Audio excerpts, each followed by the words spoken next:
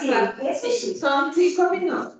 Sí, antes de que el libro del Comité, el registro de domésticos de la ciudad de Guadalajara, de 1878 a 1890. Y este libro está por el. Sí, para. Además, aquí es un año porque mi perro lo mordió, güey, no más, no muerde todo, mordió mira, acá estamos con amiguitos. La imagen. Que se haga. Me muerde con los zapatos, me muerde todo, pues. Y es de estas cómicas aquí en la universidad. Aquí en el SAC. No, en la México. Sí. Porque sí, estoy viendo que es del quad. Para recomendárselo Mira, acá. si quieres del índice. Ajá. No sé si hay algún tema que le pueda interesar o si quieres que te lo preste y luego me lo vuelvo a dividir. Si me lo prestas y te lo traigo el próximo jueves, sí, sí, porque la veo a ella Sí, claro. Mira, incluso está el texto de Robert Kubi, él es el coordinador también del doctorado. Ajá. A Robert sí le conozco. Ya, de hecho fuimos a la presentación. Sí, ya hace mucho. Es del 2023. Ajá, sí. No, súper bien. Vas a ver.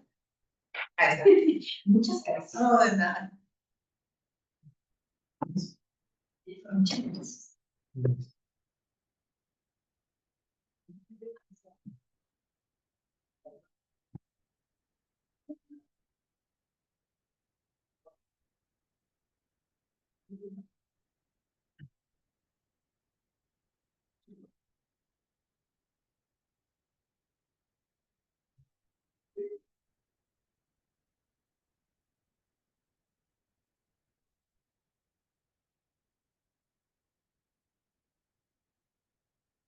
Estamos. Yo estaba viendo la liga para. Bueno, sí. Mira, que ves, sí, sí, por favor, para compartir pantalla. Aunque todavía nadie se ha unido en día, pero. Pregunta que se una y así. ¿Cuál es el?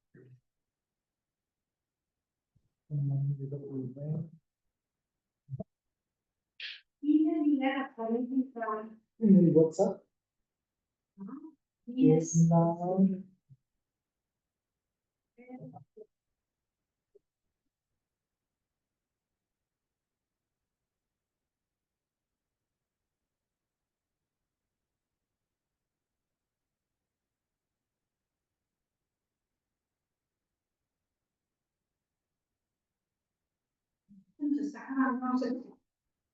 Rapidito.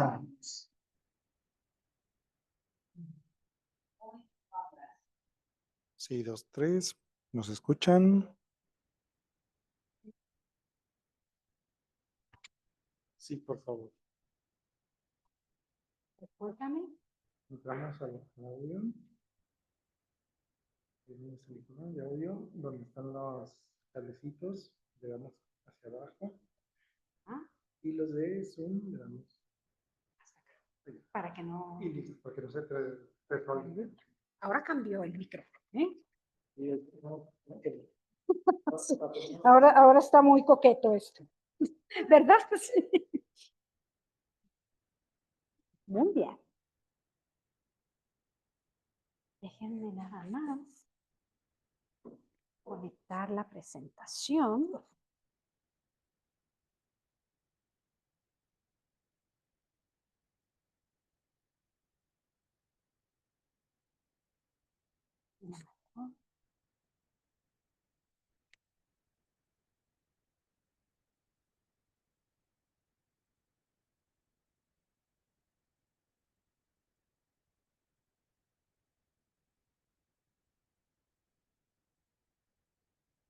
Hola, buenas tardes.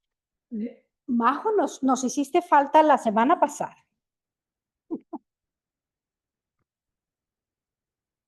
Pero lo importante es que ya estás por aquí. Adelante. Así que corra.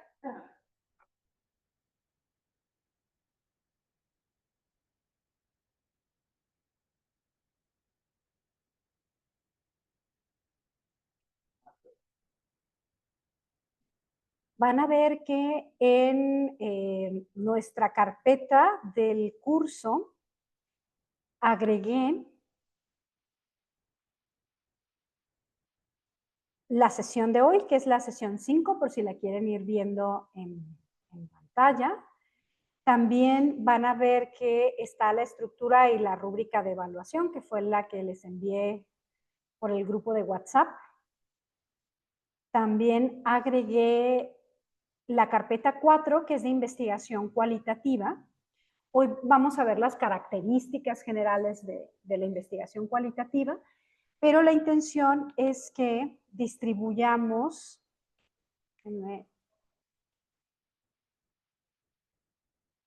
vamos a ir revisando las diferentes técnicas de recolección, al menos las que se utilizan con mayor frecuencia, y estaba viendo para formar equipos, porque estamos hablando que en total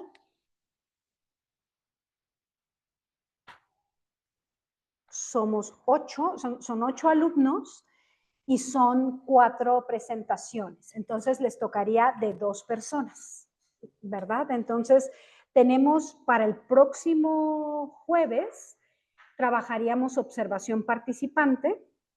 Luego el día 2 de octubre, entrevista y grupo focal, ahí serían 2 presentaciones. Y el 9 de octubre sería etnografía, que incluiría etnografía digital. Entonces yo pensaría que, dado que se está pensando que etnografía lo puedan trabajar, que lo piensas trabajar, a lo mejor podrían ser María Inés y tú, para que hablen de la etnografía tradicional de trabajo de campo presencial y el que puede ocurrir por medios digitales. ¿Sí? Entonces, aquí los voy a poner. Y a ver, díganme, Laura, Fátima, ¿en cuál les gustaría participar?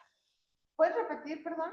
Sí, miren, aquí los vemos aquí en pantalla, también. Déjenme ponerlo más, un poquito más grande. Aquí están, la primera columna son fechas, luego tenemos la técnica de recolección, sería generar una presentación. Ahorita les voy a decir cuáles serían los textos de referencia para que ustedes presenten y vamos a platicar. Ya elegí una tesis que nos presenta el uso de estas técnicas, entonces va a ser una primera parte donde ustedes presentan sus características de la técnica de recolección cualitativa y después veríamos una aplicación a través de una tesis, ¿no? Yo observación participante. Muy bien. Con lo que a ti te gustaría trabajar. Laura. ¿Y quién más creen que pueda? Bueno, ahorita vamos viendo. ¿Tú, Laura, tú, Fátima? ¿Sí? Perfecto. Entonces, la próxima semana ustedes trabajarían observación participante. Y entonces aquí quedarían pendientes, voy a poner aquí Rodolfo,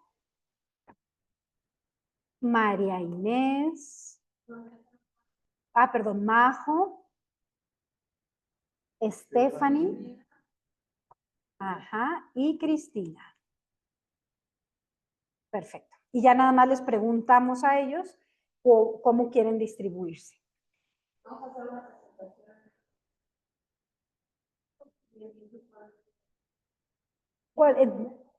¿En cuál te gustaría más? ¿En entrevista o en grupo focal? ¿Entrevista?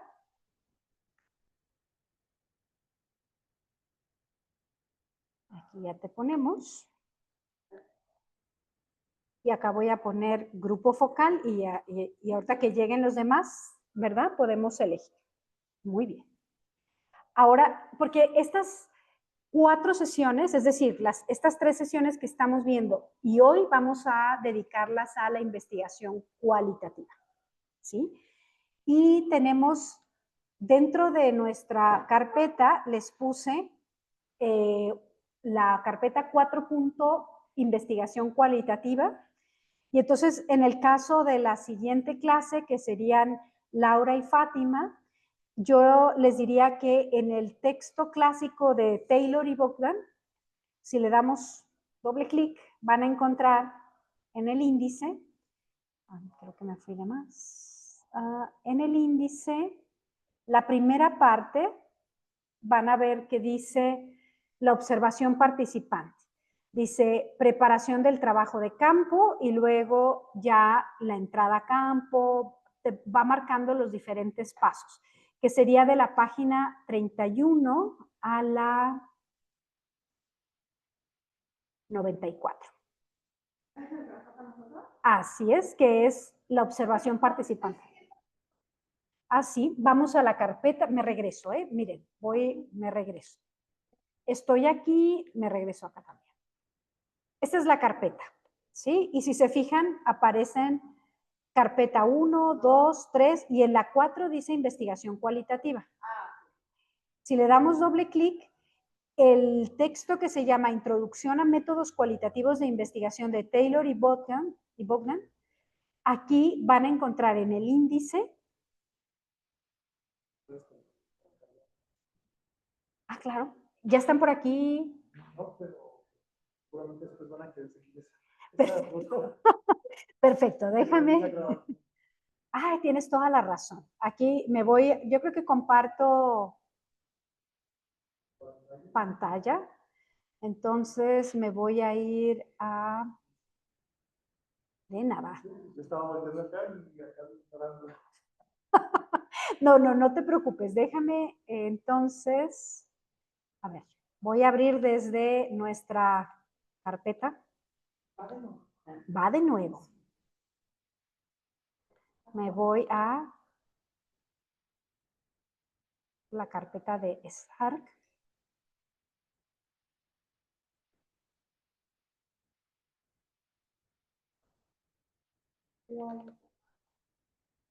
En investigación cualitativa, en la carpeta. Aquí van a ver, por ejemplo, a quien vaya a trabajar la entrevista, hay varias opciones, porque está decena y otras, que sería la entrevista como modo de indagación social. El propio texto, tanto el de Taylor y Bogdan como el de Rosanna Guber, también van a encontrar apartados relacionados con las entrevistas. De Rosanna Guber está la parte de la etnografía en su forma más tradicional, y aquí agregaríamos, creo que tengo yo un texto también de etnografía digital, más los que María Inés nos comentó, podemos agregarlos aquí, ¿verdad? Y luego tenemos otro texto sobre los grupos focales. Hay 2 grupos focales, una guía conceptual y metodológica, y otro que se llama los grupos de discusión en investigación cualitativa. Acá tenemos también el de Fortino Vela, que es la entrevista cualitativa. Yo lo que les diría a quienes van a trabajar la entrevista es que revisen los textos y puedan elegir cuáles les gustaría trabajar, ¿verdad? Muy bien. Y vimos entonces que para quienes van a trabajar observación participante, sí encontraron las páginas, ¿verdad? ¿Sí? 94. Son como 2 capítulos. 31, 46. Déjenme ver. Sí. No tenemos mensaje, ¿verdad? De que alguien quiera ingresar. No. ¿Con imágenes tenemos que traer presentación o verdad? Como ustedes ahora sí que la imaginación, la creatividad del texto, traerlo a referencias. Que les permita una guía, ¿no? Porque además este texto de Taylor y Bogdan van a ver que está muy estructurado, ¿no? Desde, a ver, ¿cómo es que yo puedo iniciar la observación participante? ¿Cuáles son como los primeros pasos Y creo que además es muy interesante, en el caso de uno de los proyectos de investigación, una alumna está trabajando con organizaciones de la sociedad civil que están dedicadas a la inclusión laboral de personas con discapacidad psicosocial. Entonces, ella lo que hace es como observación participante, acude con las organizaciones. Aquí hay, hoy en día siempre hay como esta transparencia de que en la observación participante nos presentamos, hablamos de nuestra investigación, de nuestros objetivos, pero también antes había esta idea de que en la observación participante no necesariamente se hacía explícita de nuestra participación con fines de investigación, porque se pensaba que se podía sesgar la información, ¿no? Que se recogía.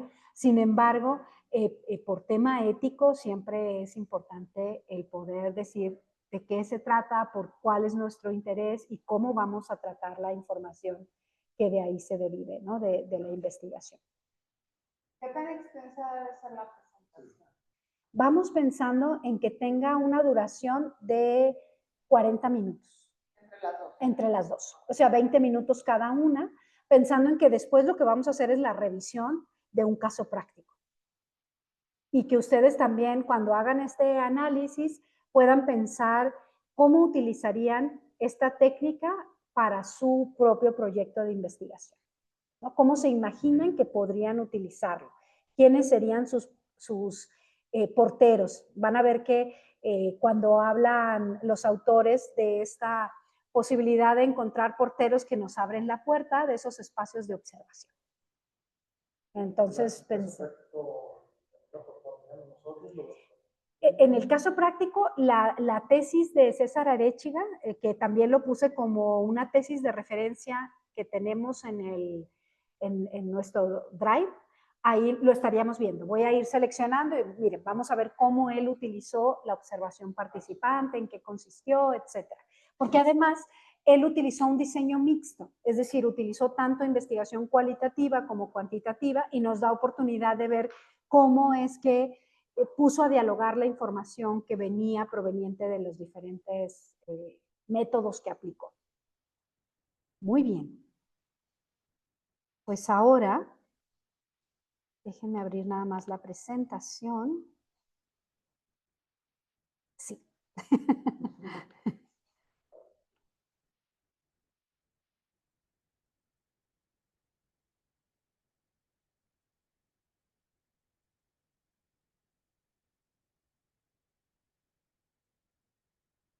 Tomo esta, ¿verdad? O mejor comparto la pantalla. ¿Sí? Perfecto. Muy bien, entonces me voy a la presentación. ¿Me dices si en la pantalla se puede ver en Zoom o no? ¿Sí? Muy bien.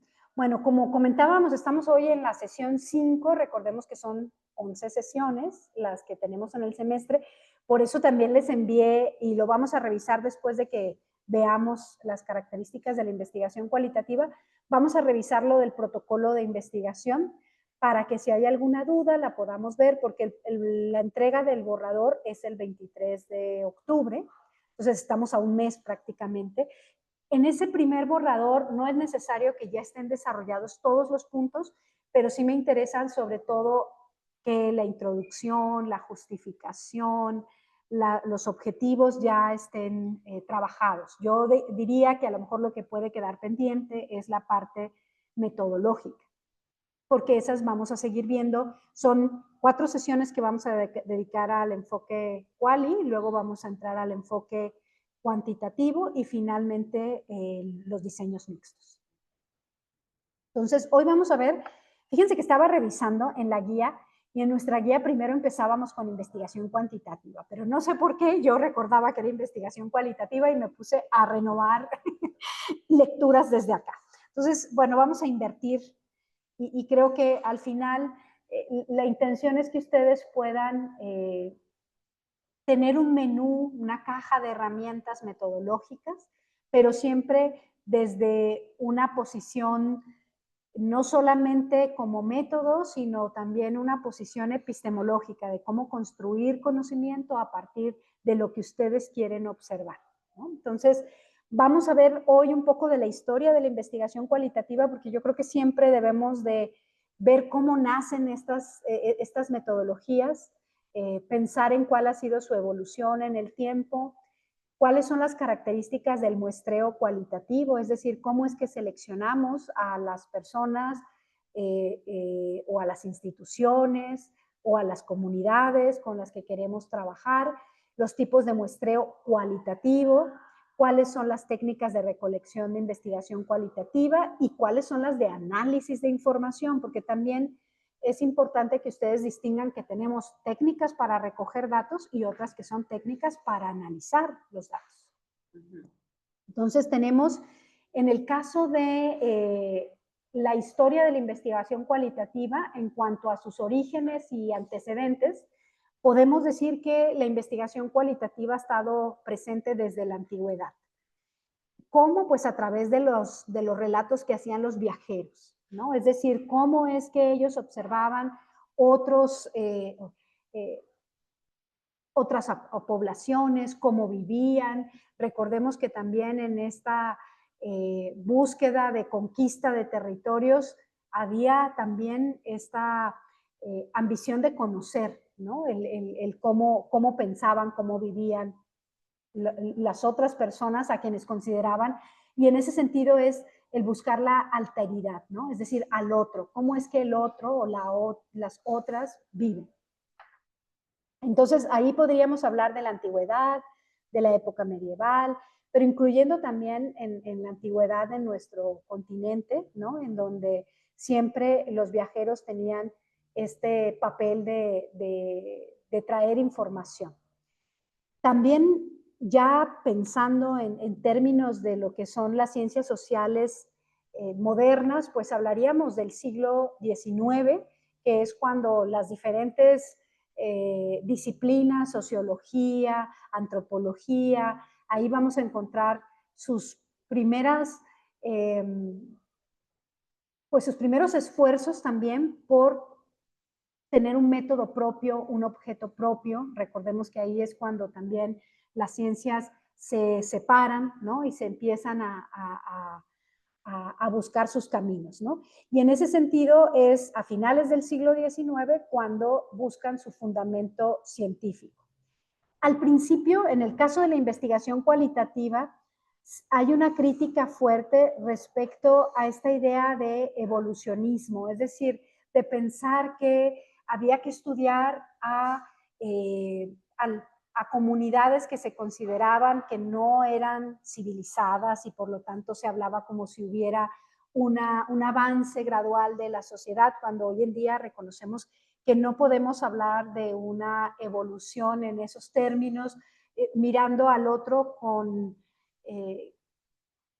no en un sentido horizontal, sino desde una mirada de conquista, ¿no? Entonces creo que en ese sentido la antropología nace y reconoce con culpa ese pasado, ¿no? En el cual había esta idea de hay que ir a conocer a quienes no, a las tribus que no tienen esos avances de la modernidad que nosotros tenemos, cuando en realidad hoy en día se reconoce que también todas las culturas tienen un origen y una validez histórica, ¿no? Y de conocimiento y de saberes. Entonces, pues eso de alguna manera se les consideraba como conocer a las sociedades primitivas, y la antropología nace con esa intención que después, como les digo, la propia disciplina ha sido autocrítica y ha buscado superar esos, pues de alguna manera,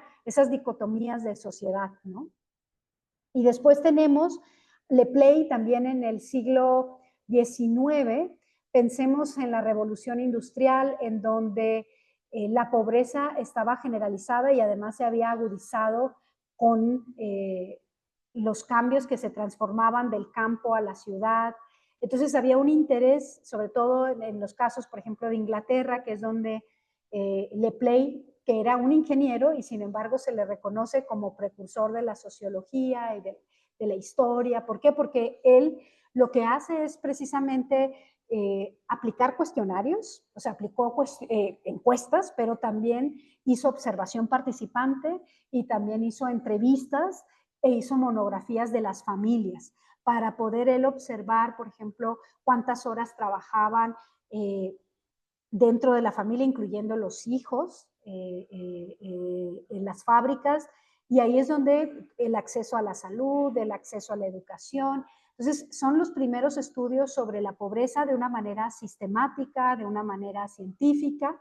Entonces, ahí podemos encontrar tanto los antecedentes de la sociología y de la antropología, ¿no? Entonces, Le Play es una figura que no se le ha dado el papel que a lo mejor a Durkheim o a otros de los científicos sociales se les ha dado, porque se le relacionaba también con un pensamiento conservador. Entonces, como que ha sido relegado en la historia también del pensamiento social. Entonces, son sus orígenes y sus antecedentes. Y luego tenemos el de la consolidación teórico-metodológica, que ya estamos hablando a finales del siglo XIX, principios del siglo XX, y ahí es que vamos a encontrar a los primeros antropólogos, a Boas, a Malinowski, en el que ellos ya empiezan a tratar de captar cómo las personas piensan, actúan, hablan, pero en sus propias palabras. O sea, se reconoce que lo importante es que sea en sus propias palabras y no las palabras que el investigador atribuye, ¿no? Ahí hay muchos libros, incluso donde los antropólogos se ríen de sí mismos, como El antropólogo inocente, ¿no? Entonces, cómo ellos también empiezan a hacer esta reflexión sobre su papel dentro de las comunidades y cómo habría que realizarlo. Por ejemplo, en el caso de Malinowski, que trabajó en las Islas Trobriand, ahí él, por ejemplo, habla de el esqueleto social, es decir, buscar en esas pautas de la vida cotidiana el papel que tienen las instituciones sociales en cuanto a cómo es que las personas preparan sus alimentos, en qué trabajan, en qué actividades de ocio desarrollan su tiempo, etcétera, ¿no? Entonces, todo eso lo sistematizan y al final se convierte también en la metodología que actualmente persiste, ¿no? En el sentido de cómo llevar anotaciones. Vamos a ver, por ejemplo, bueno, que eso también había quedado de tarea. ¿Sí vieron ahora sí el video o no? Sí. Ya ven que en el video el investigador habla, vas a verla, él habla de cómo él utiliza mucho los audios de voz. Es decir, antes los antropólogos pues traían su libreta y estaban anotando todo el tiempo, ¿no? Bueno, pues hoy en día los antropólogos también, a algunos les sigue gustando tener la libreta al lado, pero otros es con el celular el estar haciendo observaciones en voz alta para no perder ningún detalle, ¿no? Y entonces luego regresan, transcriben y se convierten en notas de campo que hay que sistematizar. Hay un texto que a mí me gusta mucho, que es de Robert Redfield, que es un antropólogo norteamericano que estudió a los primeros mexicanos que llegaron. Entonces, la verdad es que él fue un descubrimiento que hizo Patricia Arias y su esposo Jorge Durán, ambos antropólogos, fueron a hacer su tesis a la Universidad de Chicago y en la biblioteca encontraron esta joya, que es el diario de campo de Robert Redfield, y la verdad que es cómo él va con toda la información que tiene a su alcance, cómo es que llegan los mexicanos, y para eso se da cuenta que como llegan los mexicanos es principalmente a través de anuncios en donde se invita a trabajar en Estados Unidos para la construcción del ferrocarril, ahí dice cuánto es lo que pagaban y que se paga el viaje completo de toda la familia, porque sabían que los mexicanos viajaban con familia, que se les daba hospedaje, que se les daba alimento, etcétera. Y entonces él hace estos recortes y tiene fotografías de todos los anuncios en los periódicos para invitar a mexicanos a trabajar en el ferrocarril. Y luego también hay fotografías de las casas de los mexicanos, y luego él hace mapas en donde va viendo dónde está la comunidad judía, la comunidad polaca, la comunidad de mexicanos, y empieza a ver también los conflictos que existen, porque, por ejemplo, la población afrodescendiente tenía los salarios más bajos, pero cuando llegan los polacos, pues con hambre, con necesidad de trabajo, pues ellos empiezan a pedir trabajo por menos dinero y entonces se excluye a la población afrodescendiente. Pero luego llegan los mexicanos y pues también están dispuestos a trabajar por menos dinero y entonces empiezan los conflictos entre las comunidades por tema de necesidad económica, ¿no? De trabajo. Pero entonces él hace, y les voy a poner el libro, porque están los mapas, y entonces él pone, aquí está escuela donde van los mexicanos, escuela donde van los polacos, y luego aquí veía que los espacios de socialización eran los billares. Entonces, ¿dónde hay billares? En donde van los mexicanos. Y ¿Majo? Y igual también, por ejemplo, él y su esposa iban a los bailes de las familias mexicanas porque era el momento en el que ellos podían hacer observación participante. Y luego les hacían encuesta y les decían, por ejemplo, en qué año habían salido de México y cuál había sido toda su ruta migratoria. Entonces él tenía ya muy claro los lugares previos a la llegada a Chicago. Y luego, por ejemplo, encontraba los exvotos, donde era de la Virgen de Lagos de Moreno, entonces ahí veía cuántos venían de Jalisco, cuántos venían de Guanajuato, y empieza a hacer un análisis, ahora sí que con todo, y tienen fotografías de su libreta. Y entonces ahí en su libreta dice, a la jueves 18 de septiembre a las 4 de la tarde tengo entrevista con la asistente social de la organización de caridad tal, porque eran las organizaciones de caridad y de la iglesia los que acomodaban a las familias y también les daban el acceso a las escuelas, ¿no? Entonces, me parece que es una joya el documento porque es trabajo de investigación cualitativa, porque iba, entrevistaba cuáles eran los motivos por los que la población migraba. Y lo que él decía es que a diferencia de otras poblaciones migrantes, los mexicanos no compraban muebles para quedarse, o sea, prácticamente tenían la maleta lista porque siempre tenían en mente que era su jornada, digo, su temporada de trabajo y regresar. Y muchos ya tenían años, pero seguían sin desempacar y ahora sí, muebles que a lo mejor, por ejemplo, los polacos sí ya invertían en un mobiliario porque pensaban quedarse.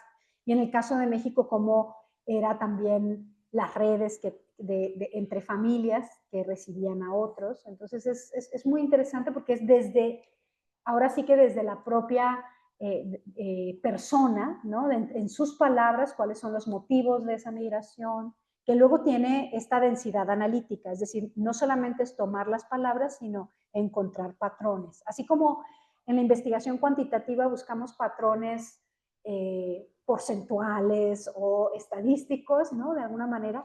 En el caso de la investigación cualitativa también son patrones en las prácticas, en los hábitos, ¿no? en la agencia que tienen los sujetos para poder resolver problemas estructurales, ¿no? Ya, no vas a comentar, Majo, espero que todavía te acuerdes.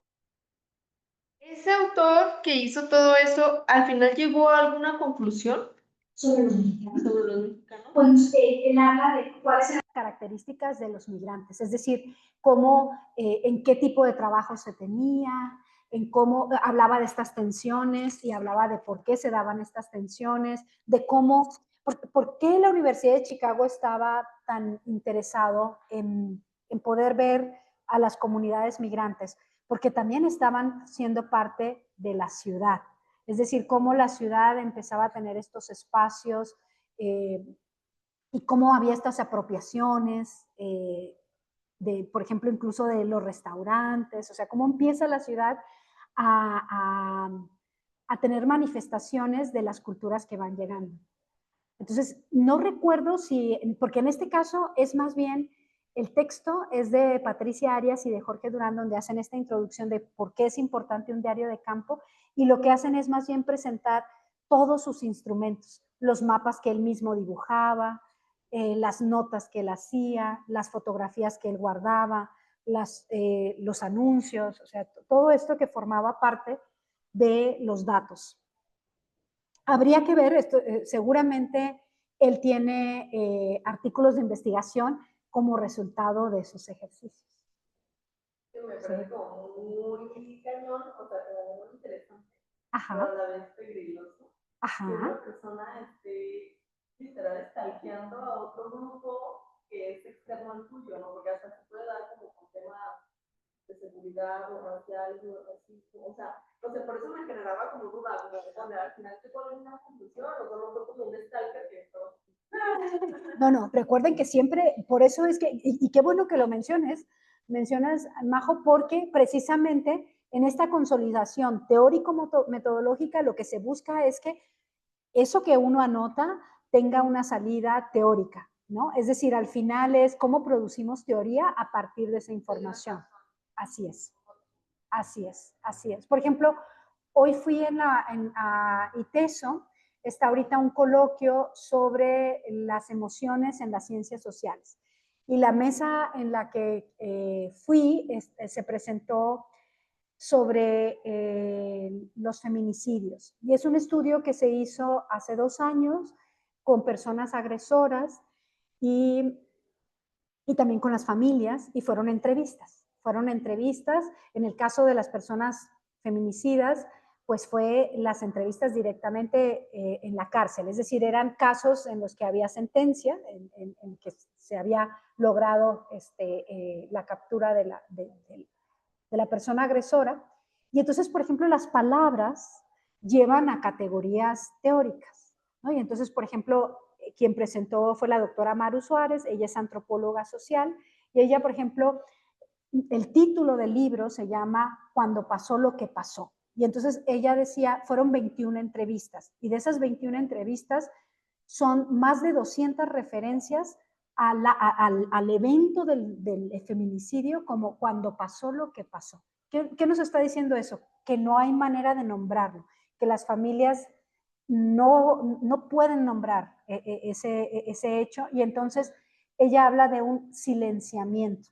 Y luego también de ahí nace otra categoría que es la del eco emocional, es decir, cómo ese eco emocional pasa por todos los familiares que estuvieron, que sigue habiendo, ¿no? De alguna manera, ese efecto en ellos de carácter emocional, esa reconfiguración que implica un acto tan doloroso, pero ella por ejemplo, comentaba esta violencia que también se puede explicar por un sistema patriarcal en el cual, por ejemplo, la mujer es vista como un objeto, porque, por ejemplo, ella retoma también nuevamente las palabras de quienes entrevistó, y ahí, por ejemplo, uno de los feminicidas, él dice, es que yo la amaba y la amaba mucho y siempre andábamos juntos todo el día, todo el tiempo, pero pues, pero era mía, o sea, hablaba de era mía, ¿no? Entonces había palabras donde es claramente ese objeto, ¿no? O sea, no como persona, era mía y tenía que aprender que era mía, ¿no? O sea, en ese sentido es como, a través de las palabras llegas a conclusiones que te permiten ver que se tiene que trabajar mucho en esta transformación cultural para como una prevención, pero también, por ejemplo, en todos los casos hay consumo problemático de sustancias, y no de cualquier sustancia, es el cristal. Entonces ya también vas encontrando ciertos patrones y encuentras relaciones, ¿no? Entonces sí, las entrevistas al final tienen que llevarte a generar categorías teóricas que ayuden a entender otros problemas, ¿no?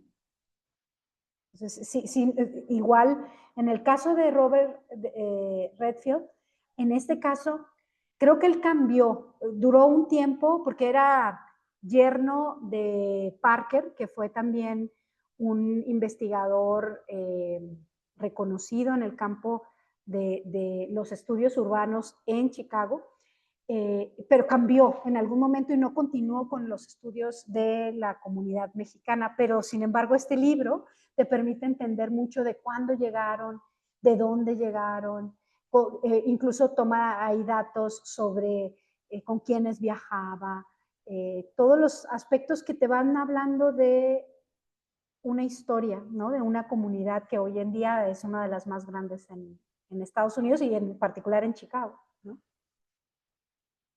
Pero sí, por eso es tan importante esta parte de la consolidación teórico-metodológica.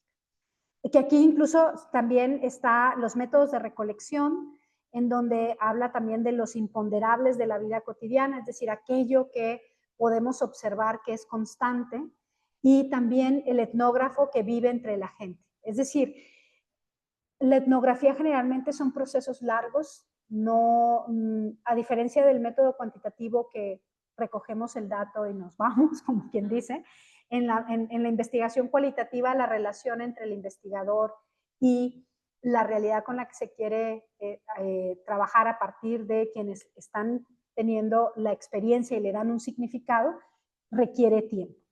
En la Escuela de Chicago también está la institucionalización de los métodos cualitativos, sobre todo basada en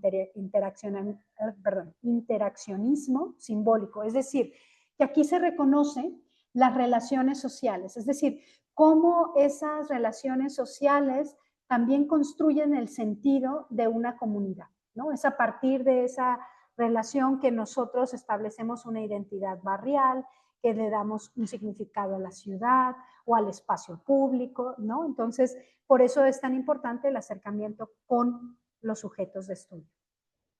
Luego tenemos estudios de caso, que también están situados sus orígenes en principios del siglo XX, que tiene que ver con estudios de casos sobre vecindarios, sobre inmigrantes, sobre pobreza, y para ello se hace a través de la entrevista, de la observación, ¿no? Principalmente, y de las historias de vida.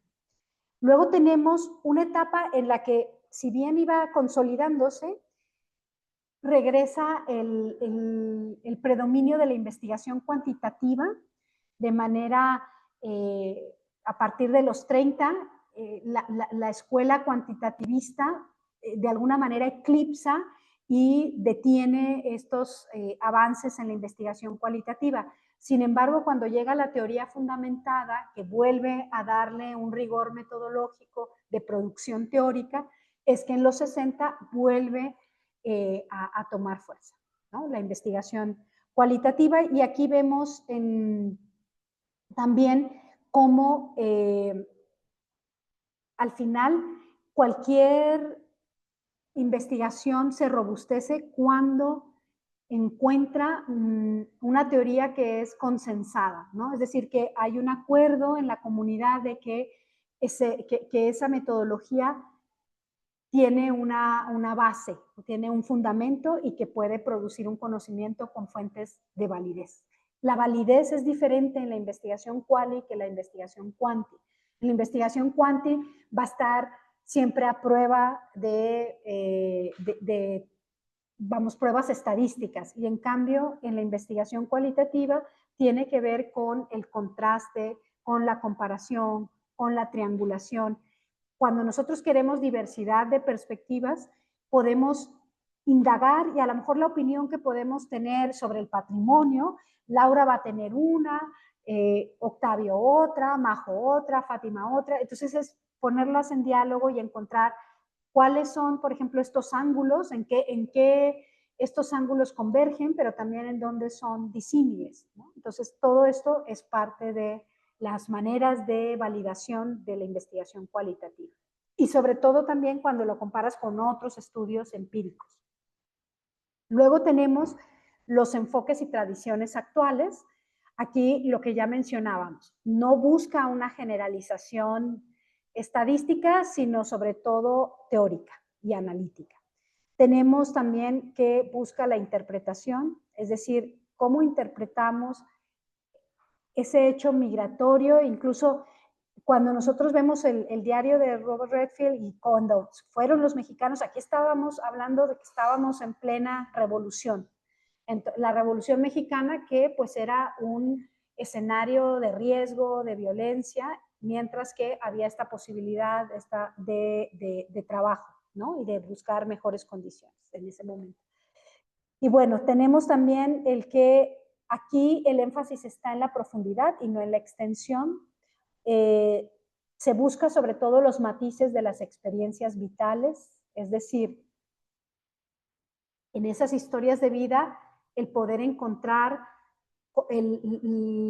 información del contexto que está generando. Por ejemplo, en este estudio sobre el feminicidio es, a ver, ¿cuáles son los contextos en los cuales hay mayor vulnerabilidad de que esto suceda, ¿no? Y entonces ahí se podía ver, en el caso de las personas generadoras de violencia, también condiciones de mucha precariedad laboral, de mucha precariedad en muchos sentidos, que hacía que la persona viviera en este estado de frustración permanente, ¿no? Y que muchas veces ese silenciamiento también de sus emociones encontraba estos escapes que finalmente están generando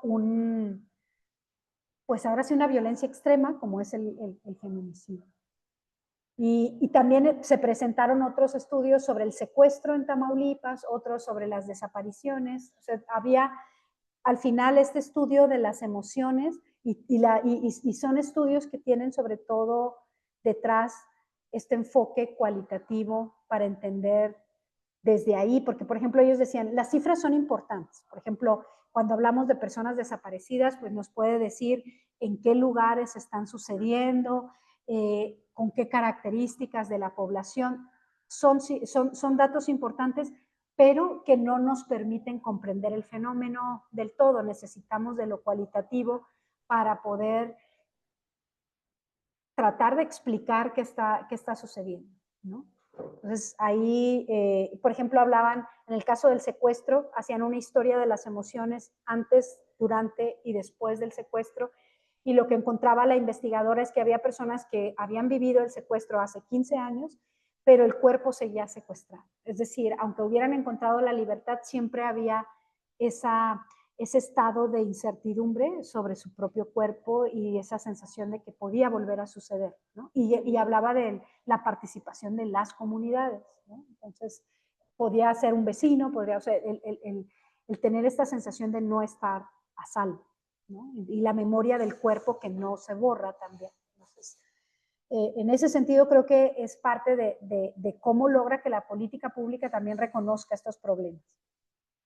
Luego tenemos que en este caso la realidad que importa es la realidad que es construida por las personas. No necesariamente lo que se puede medir, sino lo que las personas perciben, sienten. Y en ese sentido requiere de diseños flexibles y emergentes. Es decir, todo el tiempo hay esta búsqueda de hacer ajustes en los instrumentos, de poder incluir alguna otra forma de observación que permita entender mejor, ¿no? Y el proceso iterativo. En el caso de la investigación cualitativa es, vamos por el dato, tratamos de teorizar, vamos por más datos, volvemos a teorizar, o sea, todo el tiempo está en un ir y venir. En cambio, en la investigación cuantitativa casi siempre tenemos un marco teórico, que es el que nos va a ayudar a identificar variables. Una vez que identificamos variables, recogemos datos y analizamos. Es un poco más lineal, no del todo, porque a veces también tenemos que regresar a algunos detalles, pero en lo cualitativo eso es permanente, ¿no? Entre lo empírico y lo teórico está todo el tiempo el ir y venir. Y también la reflexividad que puede tener el investigador, lo que nos decía Majo, por ejemplo, yo como pensando en Robert Redfield, él como un investigador norteamericano, él tendría que reflexionar cuál era su rol y cómo era visto por la comunidad mexicana cuando se presentaba ahí en las fiestas, cuando entrevistaba, ¿no? Es decir, tiene que pensar en cómo lograr capturar la información sin un sesgo, o por lo menos advertirlo y decir cómo fue que llegó. Hay un alumno que está ahorita terminando la investigación doctoral, su investigación doctoral sobre movimientos urbanos en el área metropolitana de Guadalajara.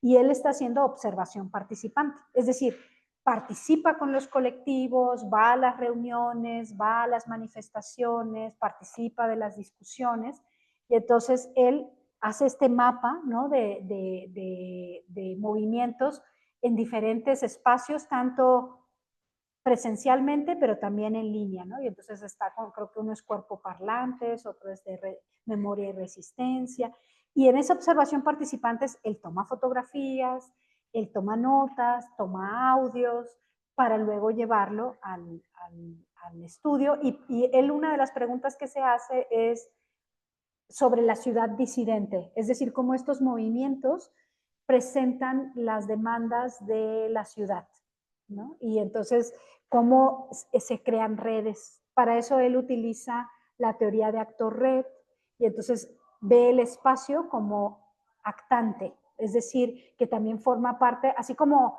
podríamos hablar de actores, en el caso del espacio es actante porque también tiene en esa interacción es entre el humano con el espacio, ¿no? Y es arquitecto, entonces también esa visión del espacio para él también es algo que lo incorpora muy bien. Él se llama José Luis Plasencia Lascarro. Y vamos ahora con el muestreo cualitativo. En el muestreo cualitativo, lo que podríamos decir es que no va a buscar cantidad de observaciones, de casos de observación, sino lo que va a buscar es casos que le permitan profundizar y conocer la diversidad. Es decir, va a colocar principalmente esa diversidad. Si yo quiero estudiar, por ejemplo, la experiencia de una población usuaria de un espacio público, pues a mí lo que me interesa es la diversidad, las personas adultas mayores, los niños y las niñas, las mujeres, es decir, poderlo ver desde diferentes perspectivas. No tanto el número, sino ver, por ejemplo, a lo mejor una persona usuaria de ese espacio público que lo hace de manera frecuente, que va todos los días. A lo mejor va a ser alguien que le va a interesar para saber cuántas horas pasa ahí, cómo es que, con quién interacciona, cómo es que llegó ahí, etcétera, ¿no? Va a profundizar en cómo fue el contexto de esa participación en el espacio público. Creo que se está agotando la batería. Lo bueno es que aquí traigo... Ahora no se nos unieron Estefanía, ni Cristina, ni Rodolfo.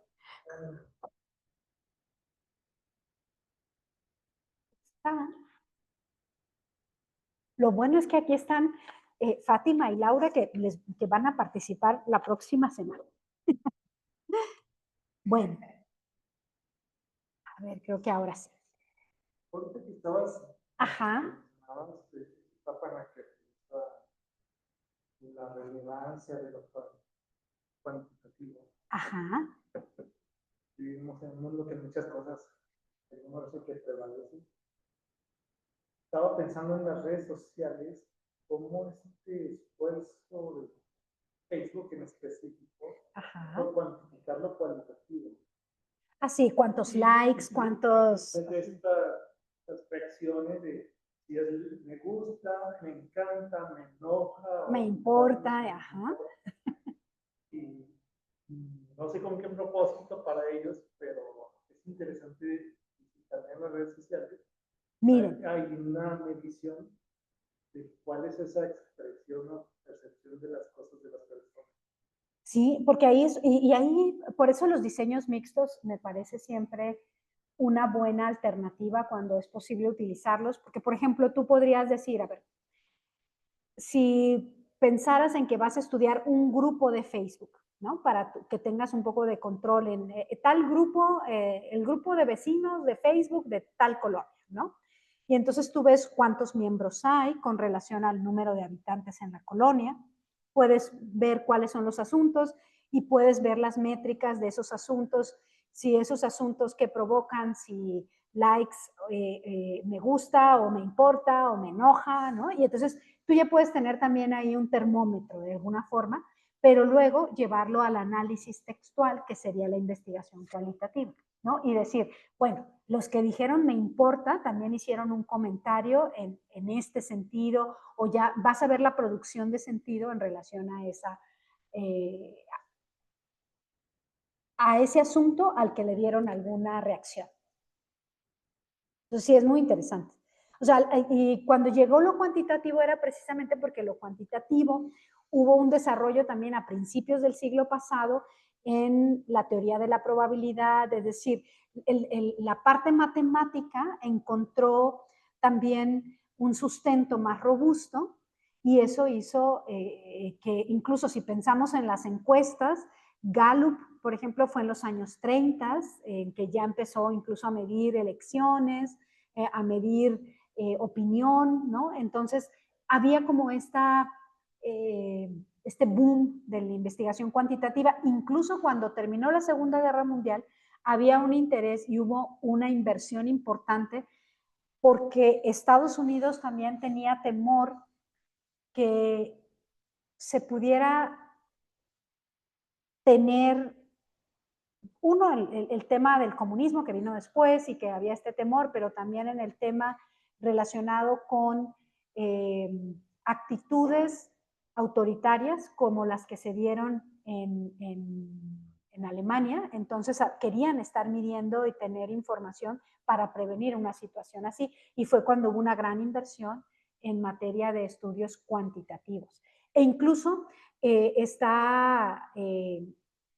autores que lo que hacen es tratar de llevar también lo cualitativo a una medición cuantitativa, que son, por ejemplo, las escalas de Likert, ¿no? Que son cualitativas. Por ejemplo, ¿qué tan de acuerdo está usted con la siguiente frase? Muy de acuerdo, en desacuerdo o muy en desacuerdo.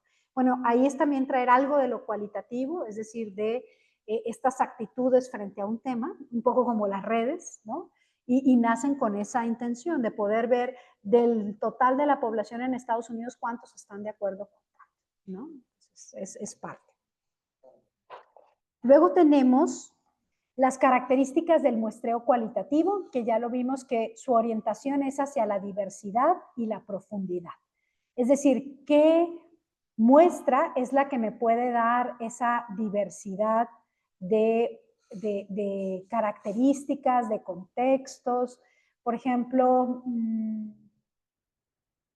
pensemos, recuerdo que Fátima, tú en algún momento mencionaste lo del alumbrado público en las primeras sesiones, ¿o fue Majo? ¿Sí? Sobre el alumbrado público. Y pensando en que vamos a querer saber una diversidad de residentes de una colonia con relación al alumbrado público. Y entonces podemos hacer una diversidad de mujeres jóvenes, mujeres que trabajan, mujeres que estudian, mujeres que se dedican al hogar, porque a lo mejor sus horarios de movimiento dentro de la colonia son distintos y por eso me interesa ver esa diversidad. Y entonces yo es donde empiezo a poner mujeres con hijos, mujeres sin hijos, mujeres con una ocupación fuera de casa, etcétera, ¿no? Entonces todos estos elementos estarían en esa diversidad. Y la profundidad que tiene que ver con qué tanto yo quiero encontrar también esos contextos en los cuales las personas pueden sentir mayor o menor seguridad en relación al alumbrado público, por ejemplo. Y ahí, para encontrar esa profundidad, también es, por ejemplo, que pedirle a la persona que nos platique todo su día, ¿no? Es decir, desde que se levanta, ¿no? Sí, sí, que es que cuando uno quiere profundizar, o en la historia de vida, y por ejemplo, en esa historia de vida también, la temporalidad con la que se narra, esa debe de provenir de la propia persona, porque los énfasis que va a dar en los sucesos vitales tiene que ver también en cómo le da sentido a cómo ocurrió, ¿no? En dónde empieza a contarnos y con qué secuencia. Todos estos elementos en la investigación cualitativa son importantes. Y luego también que es intencional y estratégico, porque a diferencia de la investigación cuantitativa, que es totalmente aleatoria, que es probabilística, aquí no. En la investigación cualitativa tenemos una intención, a ver, ¿por qué estoy seleccionando como informante a la dueña de Abarrotes? Ah, bueno, ¿por qué? Porque la dueña de Abarrotes conoce los movimientos del parque, ¿no? Porque ahí van. Entonces, ahí hay una intención, ¿no? Por ejemplo, nosotros hacemos encuestas, ¿no? En la consultora, pero siempre informantes clave son los taxistas. O sea, si uno quiere saber cómo están las cosas, tú le preguntas, oiga, ¿y aquí cómo están las cosas? Y la verdad es que tienen un pulso porque ellos están escuchando todo el tiempo, ¿no? Entonces, siempre es intencionalmente buscar informantes clave. Y también estratégico por eso mismo, ¿no? Es decir, si yo estoy haciendo un estudio sobre movilidad no motorizada, pues también tengo que buscar estratégicamente quiénes son aquellas personas que tienen una preferencia por los modos de transporte que yo quiero estudiar, ¿no? Luego tenemos que es un diseño flexible y emergente, por lo que ya decíamos, que ese diseño puede estar en proceso de construcción, podemos generar una propuesta, en el protocolo de investigación ustedes van a generar una propuesta, pero cuando es investigación cualitativa, es más, tienen mayores posibilidades de hacer ajustes. Luego tenemos sensibilidad teórica, es decir, aunque la investigación cualitativa se considera inductiva, es decir, que va del dato a la teoría, en realidad las mejores investigaciones cualitativas son quienes traen ya una carga teórica que les ayuda a ser sensibles a lo que se está observando, ¿no? O sea, es decir, hay ya categorías teóricas que pueden ir ayudando, que pueden ir tomando autonomía, pero que provienen ya también de un corpus teórico del investigador. Entonces, esa sensibilidad teórica es cómo transformo eso que me dijo esa persona con un texto, cómo lo convierto en un código o cómo lo convierto en una categoría de análisis. Lo que yo ya les decía, ahora que se presentó este tema, cómo cuando pasó lo que pasó, se convierte en una manera de entender cómo vivimos una cultura de silenciamiento sobre la violencia. O sea, hay cosas que no se dicen, ¿no? Y eso mismo estaba presente en el secuestro, que era lo que nos decían. El secuestro, cuando ocurre en una familia, no se habla. O sea, ni siquiera el esposo, la esposa o los hijos, o sea, es algo que no se habla. El temor está ahí presente, ¿no? Entonces, ahí es esa capacidad para reconocer en una frase que tiene un contenido analítico. Por eso es que es sensible teóricamente. Contextual y no aleatorio, porque cuando se habla de la investigación cuantitativa, mucho se dice que el contexto no lo estudiamos a profundidad. Sí podemos hacer correlación, ¿no? Por ejemplo, hay un estudio que probablemente estemos realizando sobre el índice de riesgo de salud mental asociado con factores ambientales, de infraestructura, etcétera, pero estamos hablando de contextos con variables concretas, pero si quisiéramos profundizar, lo cualitativo requiere el acercarnos y es, por ejemplo, cuando hablamos de carencia de redes sociales, en el sentido de no tener una red de apoyo, ver en qué contextos urbanos es que esto tiene mayor presencia, ¿no? Es decir, que hay esa carencia de red de apoyo y cómo es que se sustituye por parte de la propia población, o si no es sustituible y por eso también genera un efecto en salud mental. Pero cuantitativamente son variables, pero en el caso de lo cualitativo busca en el contexto profundizar a través de observación, de entrevistas, de grupos focales y de observación participante. Y en el número reducido de unidades de análisis es porque la investigación cualitativa, como busca profundizar, no puede tener demasiados datos, ¿no? Son muestras mucho más pequeñas. ¿Cuántas? Esto, ahorita vamos a ver, el número de entrevistas, pues existe, por ejemplo, el método por saturación teórica, es decir, cuando ya las entrevistas no te están dando nada adicional, cuando dices, ya lo que estoy encontrando está repitiendo, entonces ya no, ahí es donde ya paro, ¿no? Esa es una manera. Otra es cuando tú decides que estableces ciertas características y, por ejemplo, hay un estudio, una tesis que está trabajando un alumno cubano sobre acceso a la salud pública por mujeres trans. Entonces, para él, por ejemplo, es tomar en cuenta 2 grupos de edad, tomar en cuenta 3 regiones del país, tomar en cuenta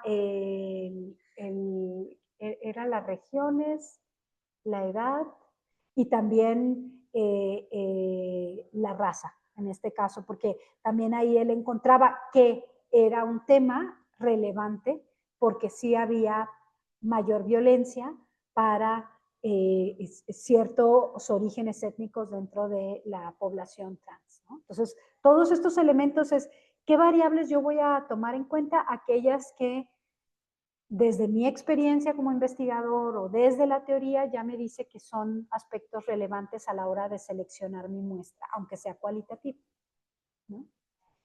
Incluso, por ejemplo, cuando hablamos de los grupos de edad, él decía, para las mujeres trans, más que tener cortes de edad que tradicionalmente utilizamos de, por ejemplo, jóvenes de 18 a 29, de 30 a 59, de 60 más, etcétera.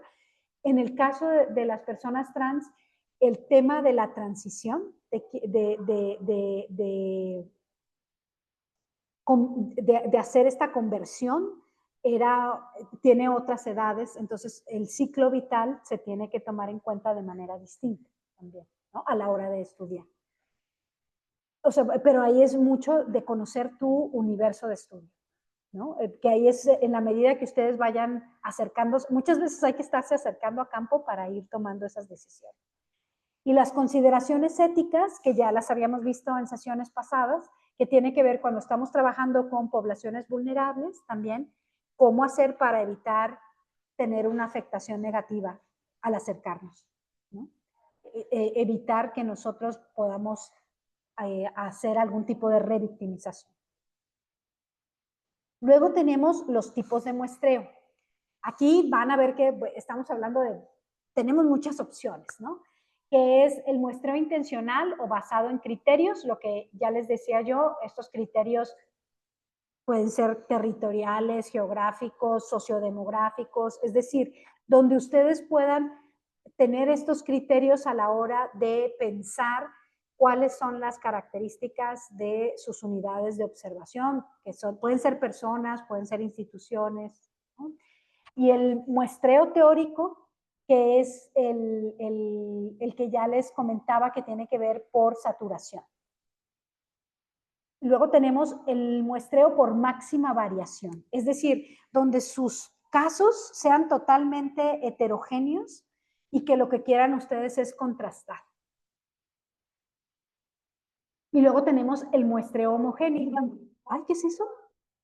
Ah, no te preocupes, está, yo dije, sonó, pero no vi cuando se salió.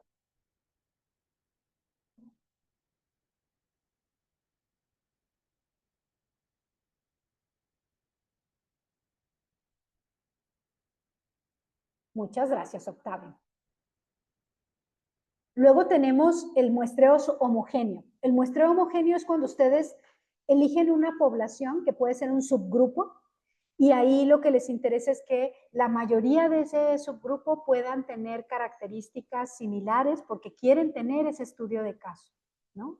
Por ejemplo, un estudio sobre mujeres buscadoras, ¿no? O madres buscadoras, entonces ahí estaríamos hablando de un muestreo homogéneo o un muestreo de caso crítico. Sí. El de máxima variación es cuando tú eliges casos que son totalmente heterogéneos, que tú dices, yo reconozco que hay esta diversidad de posibles casos y quiero estudiarlos porque quiero saber, conocer esos matices de diferencia, ¿no? Estoy pensando, entonces, supongamos que tú siguieras diferentes grupos de Facebook de vecinos, ¿no? Y entonces puedes tomar vecinos con características territoriales muy diferentes, ¿no? Por ejemplo, a lo mejor que sean colonias que estén en la periferia y que por lo tanto su problemática sea muy distinta a la de una colonia céntrica, ¿no? Donde aquí a lo mejor el tema tiene que ver con el precio de la vivienda, con el tema de los precios, no solo de la vivienda, sino de los consumos por la propia gentrificación. Y en cambio, en la periferia a lo mejor puede ser que haya una precarización de los servicios públicos, no sé. Y entonces tú eliges máxima variación o puedes tomar,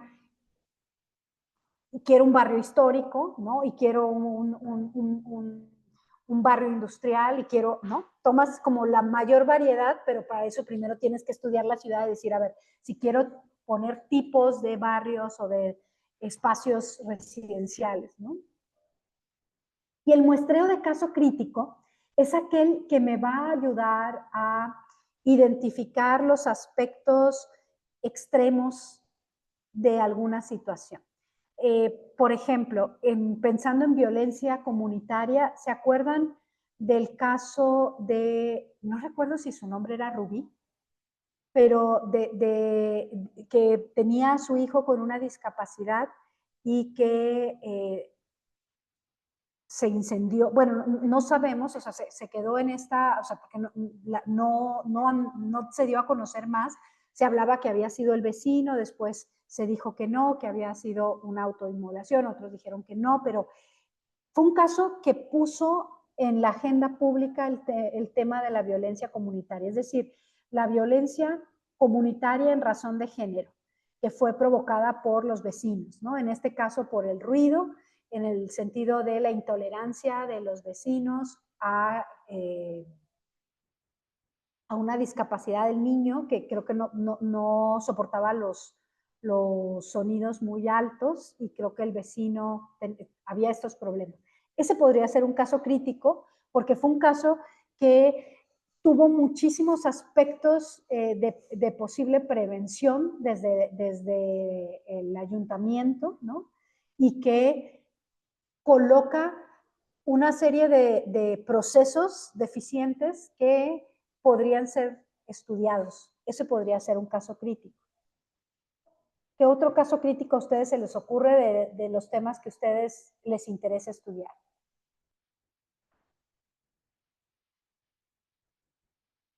Pues en mi caso sería el tema de la destrucción de inmuebles con valor patrimonial. Ajá. Que se está sucediendo, ha pasado una y otra vez. Ajá. Y eso es...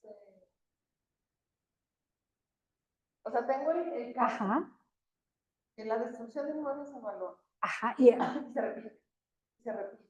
Ahí podría ser, por ejemplo, un muestreo homogéneo de casos que puedes tomar, han sucedido 10 casos, voy a tomar, en donde las características de la zona, de los edificios que han sido destruidos, etcétera, y están dentro de un mismo espacio, sería un muestreo homogéneo.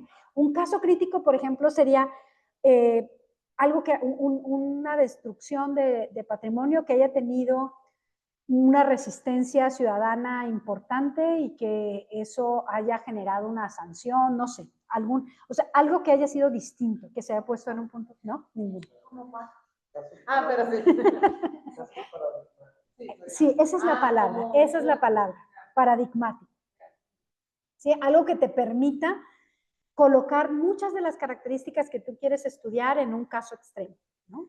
Luego tenemos el muestreo de casos confirmantes y disconfirmantes. Supongamos que tenemos cierta hipótesis y entonces podemos tomar en contraste situaciones que confirman lo que yo tengo como hipótesis, pero también elegir otros casos en los que contradigan esa hipótesis, y entonces me va a ayudar a ver qué es lo que hace que rechace la hipótesis. Es decir, qué es lo que tiene distinto que haya producido efectos contrarios. Y eso también, por eso necesitamos, en ese caso, tener hipótesis para que sean confirmantes de lo que yo estoy buscando. Y, ¿no? Los vecinos que están a favor de la construcción de departamentos y los que están en contra de la gente. Sí, exacto, exacto. O por ejemplo, si pensáramos en estos casos confirmantes que son edificios que han sido destruidos, pero otros que, por ejemplo, hayan sido edificios que se conservaron a pesar de los intereses inmobiliarios. Ojalá, ¿verdad? Ojalá que pasa. Ojalá que pasa. Luego tenemos el muestreo de bola de...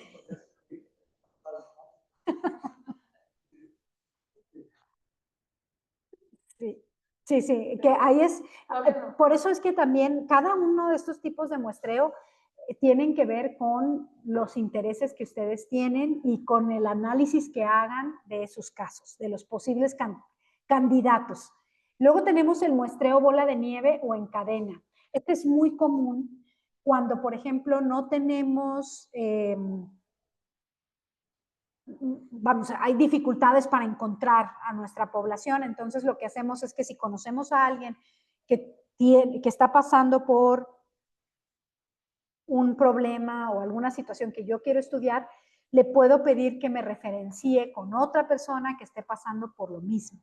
Es decir, es a través de la recomendación, ¿no? O por ejemplo, alguien que, vamos pensando, vamos a estudiar a los motociclistas en la ciudad de Guadalajara, ¿no? Y a lo mejor, pues para poder llegar a los motociclistas, puedo yo conocer a uno y esa persona pedirle, oye, ¿no tienes otro amigo o amiga que también utilice de manera regular la motocicleta para sus traslados? Ah, no, sí, tal, ¿no? Y entonces es más fácil que entre ellos se conozcan, ¿no?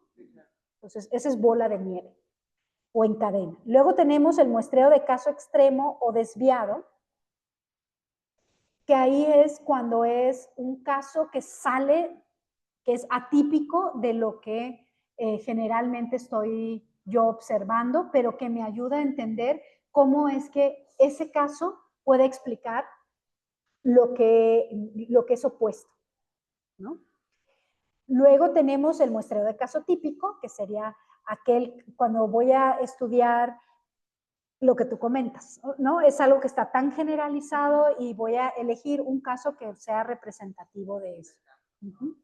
Luego, el muestreo por conveniencia, ese es aquel que resulta, le llaman por conveniencia o accidental, que es por facilidad. Imaginemos estos estudios que se hacen en un espacio donde yo encuentro a las personas y mi facilidad de acceso a ellas es que yo las abordo, ¿no? Si yo estoy, por ejemplo, en un espacio público y entonces la facilidad de que están las personas ahí, que yo me puedo acercar y abordarlas y decirles, bueno, yo estoy realizando esta investigación, me gustaría si me puede apoyar para realizar una entrevista, etcétera, y es porque me la encontré ahí, ¿no? Recuerdo un estudio que yo en ITESO doy métodos cuantitativos y una colega daba métodos cualitativos, pero se daban en el mismo semestre y era un día uno y un día otro. Entonces me dijo la profesora, oye, hay que llevar al grupo a trabajo de campo y ya ven que enfrente de ITESO ha habido muchísima construcción de edificios, de departamentos, incluso para estudiantes. Entonces ella tenía la intención de ver cómo veían los pobladores que ya tenían muchos años viviendo ahí estas nuevas construcciones, ¿no? Porque ya el cerro pues ya no, o sea, ya no existe como tal, o sea, y entonces ella hizo la pregunta, o les pedía que hicieran la pregunta a los muchachos qué era lo que hacían antes de que hubieran estos edificios, entonces la gente decía, no, pues yo el fin de semana iba y hacíamos ahí picnic, y otros decían, no, pues es que yo iba a caminar ahí todas las mañanas, o era el lugar a donde iba con mis hijos, etcétera, ¿no? Entonces, era un poco desde cómo habían vivido y ahora cómo lo veían. Entonces, para muchos de ellos ahora representaba inseguridad, representaba también animales muertos, porque también ellos se daban cuenta cómo la fauna estaba extinguiéndose. Y cómo desde lo cuantitativo, pues yo les puse a hacer una encuesta y entonces era preguntarle a los vecinos cuántos años tenían viviendo ahí,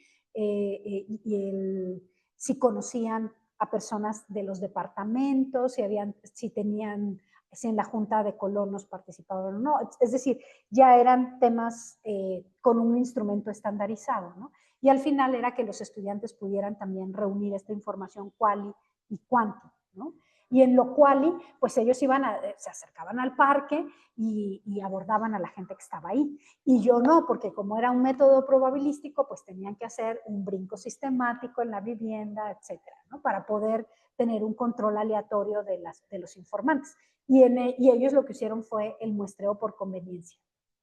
Entonces, ¿por qué? Porque era al señor que estaba con su hijo en ese momento, en el parque.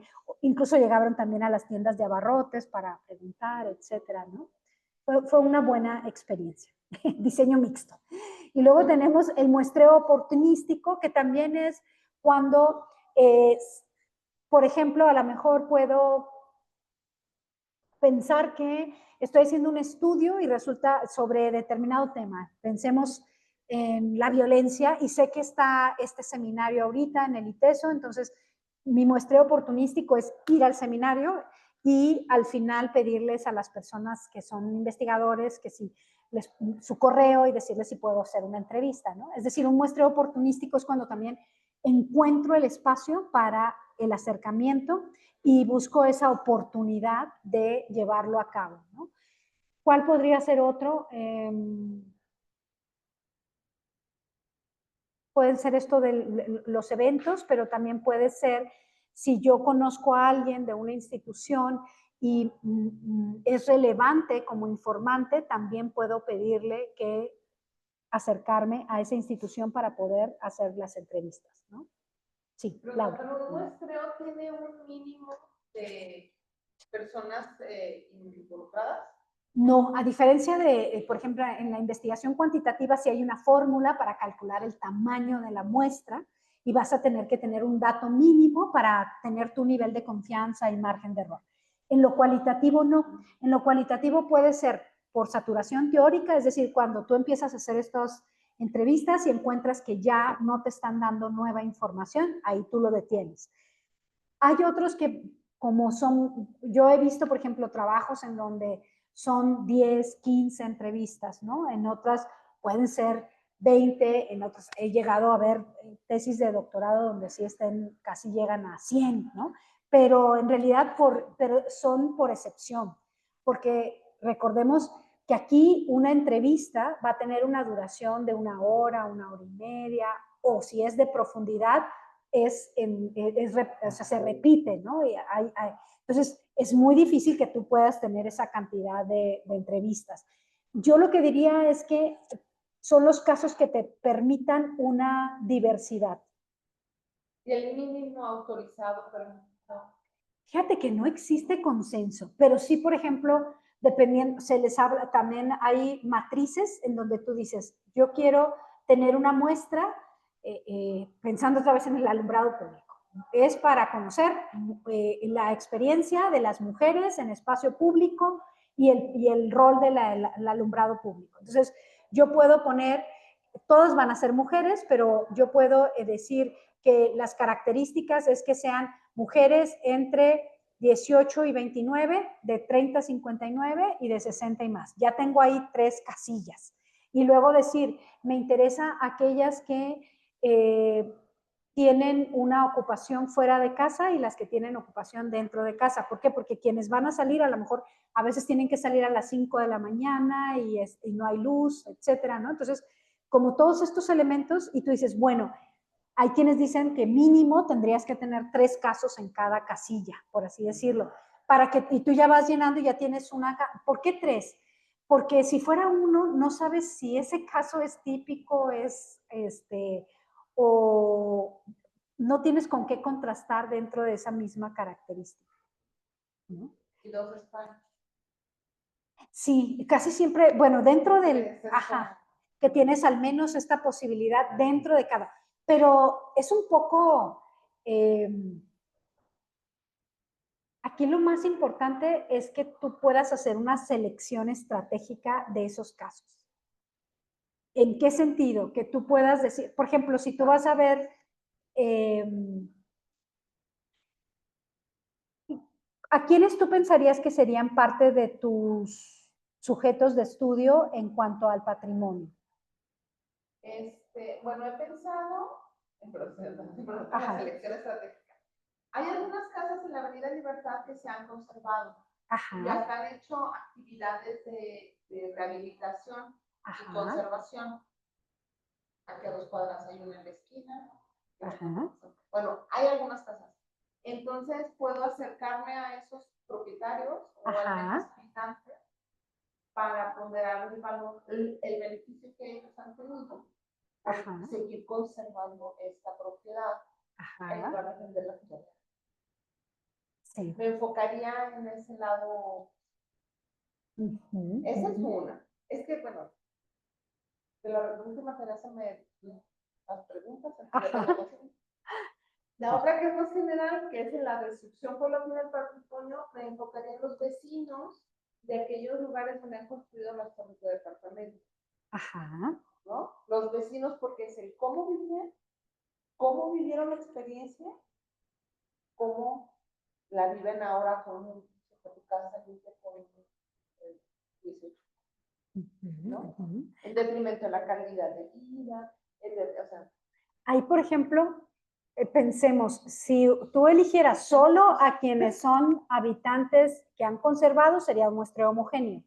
Pero si tú quisieras pensar en esa diversidad, tú podrías muestreo intencional o basado en criterios. Es decir, aquí tus criterios serían dos. El de aquellos vecinos que han invertido y que para conservar el espacio y aquellos en los que conviven con estas nuevas edificaciones, ¿no? Y, o sea, que habría que, yo diría que ahí sería muestreo intencional o basado en criterios, porque de máxima variación tendrías que pensar en todas las posibles situaciones que hay y entonces tendrías que incluir casos de otras, por ejemplo, quienes rentan, quienes son dueños, quienes, ajá, ya te va ampliando mucho, ¿no? Perdón, Octavio. Gracias. Pensando en estos muestreos y con la pregunta de la hora de cuál es el mínimo o el máximo, o sea, podríamos tener una elección de tipos muestreos varios de acuerdo a nuestra investigación, o tiene que ser solamente un tipo de muestreo. Y la otra pregunta, en el caso del muestreo oportunístico, como lo mencionabas, Ajá. no sería, bueno, no sé si, no voy a decir que esté bien o esté mal, pero no sería como si me voy a un lugar específico, un evento de un tema en específico, como que tener información sesgada porque se inclinaría definitivamente a lo que se maneja en ese evento o situación. Pues si estamos hablando, por ejemplo, de un evento académico, podríamos pensar que el evento académico va a reunir expertos que pertenecen a una comunidad que realiza una actividad científica, ¿no? O sea, en ese sentido, creo que si tú lo que estás buscando son voces expertas, es un buen lugar y ellos mismos te pueden referir a personas que no fueron al evento, pero que también son expertas en el tema. Porque generalmente hay comunidades, hay redes, están las asociaciones de investigación en esas áreas, etc. Entonces, en ese sentido, no te sesgaría. A lo mejor sí se te sesgaría si acudes a un espacio en el que haya claramente un sesgo en la visión, ¿no? ¿Cómo lo podrías eliminar ese sesgo? Tratando de incluir otros casos que no, por ejemplo, si pensemos en que quiero conocer la visión empresarial, pero también me interesa conocer la visión ciudadana de la población afectada por cierto tema. Entonces, en la medida que tú incluyas, evitas los sesgos. Esa es en la parte de la investigación cualitativa, es la diversidad, para evitar eso. Y sí puedes utilizar varios. Estoy pensando, cuando tu interés está en diferentes poblaciones, puedes decir, para esta población voy a utilizar un muestreo por conveniencia, pero para este otro voy a utilizar un muestreo de caso crítico, por ejemplo, ¿no? Entonces sí puedes. De nada. Luego tenemos las técnicas de recolección cualitativa, que ya dijimos que sus características es la flexibilidad, una aproximación naturalista. ¿A qué se refiere una aproximación naturalista? A que busca acudir a los contextos en su versión natural. Es decir, si yo quiero, por ejemplo, ahorita que nos decía Laura, pues ir con los vecinos, pues voy a buscar el espacio en donde ellos están. No voy a buscar un espacio distinto, sino dentro del mismo contexto que yo quiero estudiar. In situ, exactamente. Y también, ¿cuál es su característica? Que busca una comprensión profunda y contextualizada de los fenómenos sociales. También puede utilizar una multiplicidad de técnicas y estas van a adaptarse según la pregunta de investigación. O sea, depende de la pregunta, es qué técnica voy a usar. Y aquí están las que vamos a estar revisando, que es la entrevista. La entrevista podemos encontrar en profundidad y entrevista semiestructurada. En los textos que ustedes van a ver, van a encontrar que algunos no lo distinguen, sino que dicen, pues es que es entrevista en profundidad y más bien su instrumento es semiestructurado porque son preguntas abiertas, en las cuales en algunos casos es solamente temas, e incluso en la etnografía muchas de las entrevistas es que no llevas temas en específico, sino que tú puedes escuchar a la persona y tal como la persona te va presentando su conversación, es como tú vas tomando nota. Es decir, tú no guías, es totalmente libre, ¿no? Entonces, por eso en la entrevista ustedes van a encontrar que dicen, bueno, es que la entrevista en profundidad es semiestructurada y en realidad la diferencia es que generalmente requiere de varios encuentros. ¿Por qué? Porque lo quieres realizar con tanto detalle que a lo mejor no alcanzas en una sola visita, sino que puedes irte a tomar un café, vuelves después y generas otra conversación y así sucesivamente. Por eso en este caso, esta experiencia de Robert Redfield, eso era. O sea, no era en una sola ocasión, sino que podía repetir con esa persona para seguir conversando, ¿no? Está la observación participante, que es el que van a trabajar Laura y Fátima. Luego tenemos los grupos focales. Fíjense que el que no agregué, pero que tiene que ver con el análisis documental y material audiovisual, que también forma parte de la investigación cualitativa. Por ejemplo, el estudio que se hace de las imágenes, las fotografías, audios, ¿no? También en la investigación documental, que eso casi siempre en todas las investigaciones va a formar parte, porque hay que revisar marcos normativos, política pública, también, bueno, incluyendo cualquier documento, si están haciendo una investigación sobre un programa público, pues las reglas de operación, etcétera, ¿no? Y que también forma parte de la investigación cualitativa, porque es investigación textual. No voy a profundizar ahorita aquí porque eso lo vamos a ver en las siguientes sesiones. Luego tenemos las técnicas de análisis de información cualitativa. Para eso, aquí lo que se hace es crear códigos y categorizaciones. Imagínense que ustedes hacen una entrevista, lo graban en audio, luego eso se pasa a una transcripción y la transcripción va a ser, ahora sí que todo el texto que se genera a partir de lo que la persona nos dijo, y viene un proceso que se llama de codificación. La codificación es, por ejemplo, si yo estoy trabajando un tema de fortalezas y debilidades de un programa público, pues yo voy a seleccionar parte de ese texto y puedo codificar. Esta es una fortaleza percibida, esta es una debilidad, esta es una amenaza, si estuviéramos haciendo un FODA, ¿no? O si quisiéramos decir, esto significa, pues si yo estoy haciendo un estudio sobre las emociones, esta frase refleja miedo, esta frase refleja enojo, esta frase refleja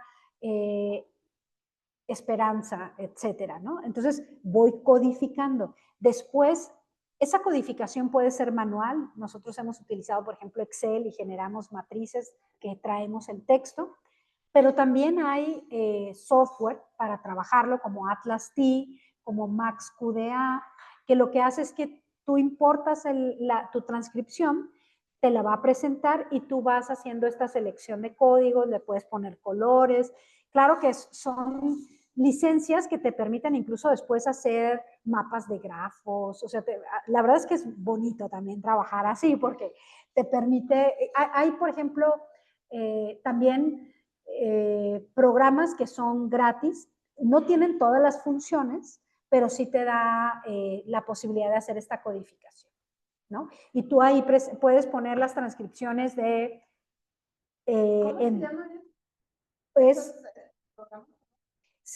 son programas de procesamiento de investigación cualitativa, pero ahorita les digo. Igual se los voy a poner porque ese creo que no se los puse ahí. Miren, aquí está, análisis de datos. Este es, por ejemplo, para MaxQDA, es de texto, audio y video. Y entonces aquí nos va presentando cómo se van, incluso va a estar aquí en la introducción.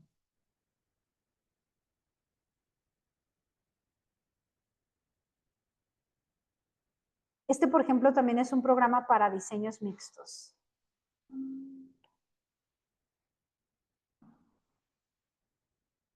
Déjenme ver.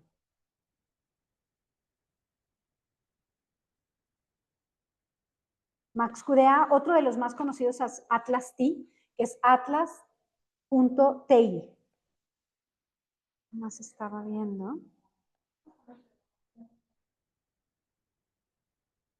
Miren, dice, el término genérico de datos cualitativos abarca una amplia variedad de tipos de datos.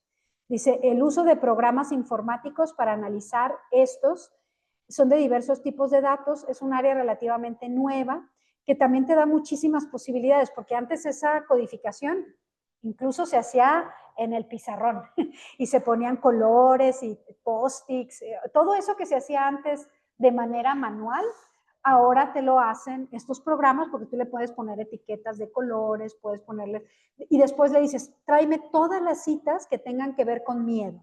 Entonces ya te dicen, ¿no? Y entonces eso te ayuda muchísimo, te facilita la vida porque ya lo que haces es, incluso tú puedes, de dónde viene, ¿no? Si quien lo dijo fue una mujer de 18 años, estudiante, o es, ¿no? Tú le vas colocando como los datos de caracterización del perfil.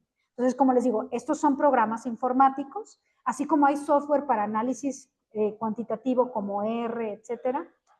En el caso de la investigación cualitativa tiene sus propios software. Hay unos que son gratuitos. Nosotros llegamos a usar el QDA Lite. Déjenme ver. Y ese es... Aquí está. Déjenme ver. Era QDA Miner Lite. Déjenme ver. Mira, aquí dice, es una versión gratuita y simplificada del software para análisis de datos cualitativos.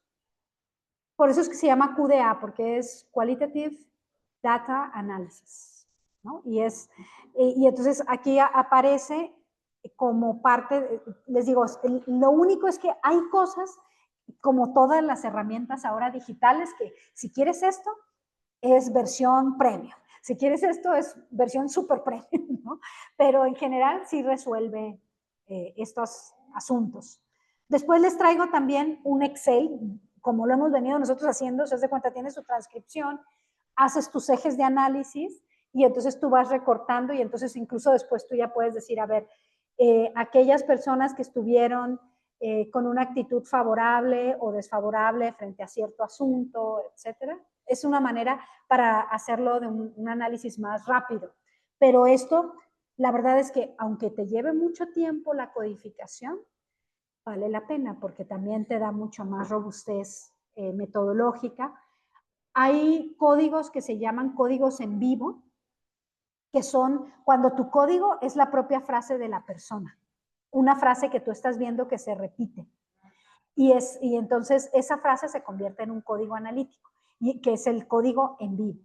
Y hay otro, en vivo, pero el otro es el que ustedes producen, que son ya códigos teóricos, ¿no?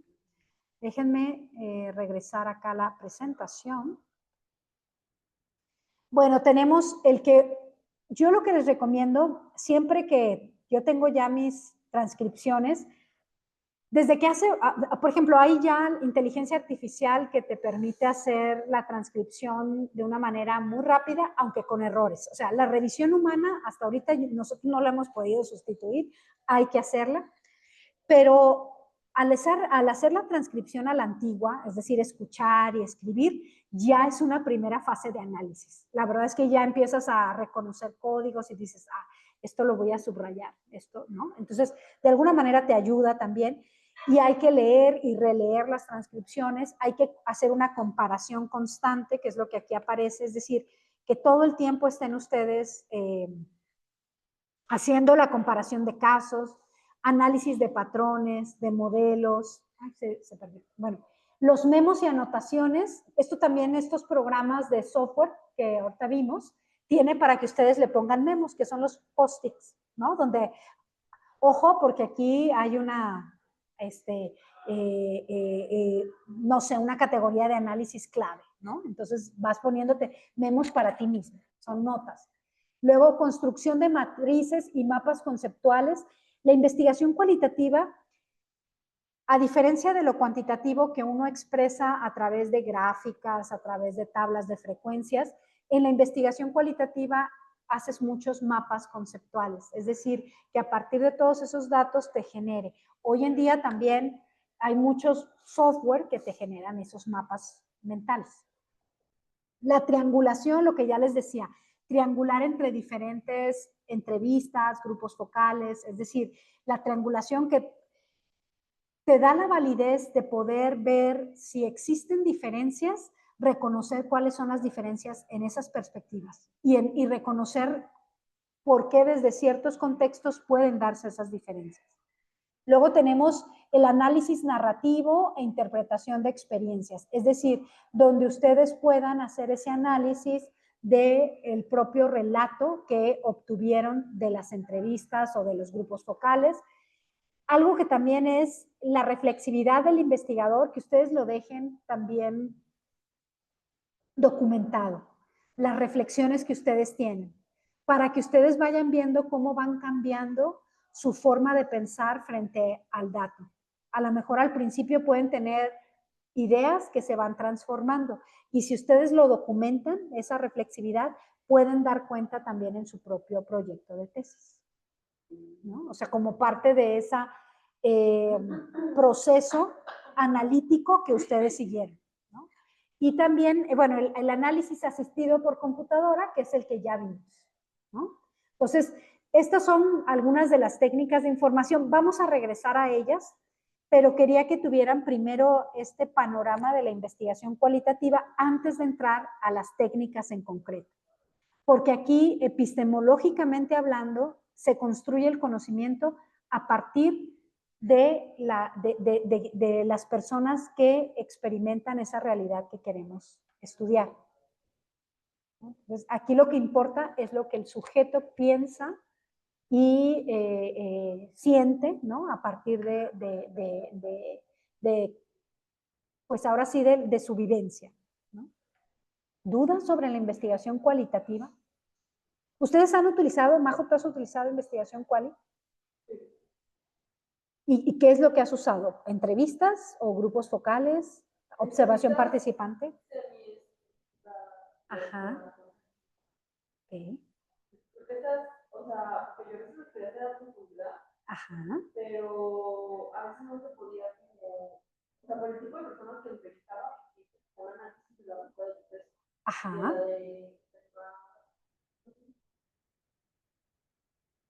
Sí, camino al ITESO, es camino al ITESO, ajá.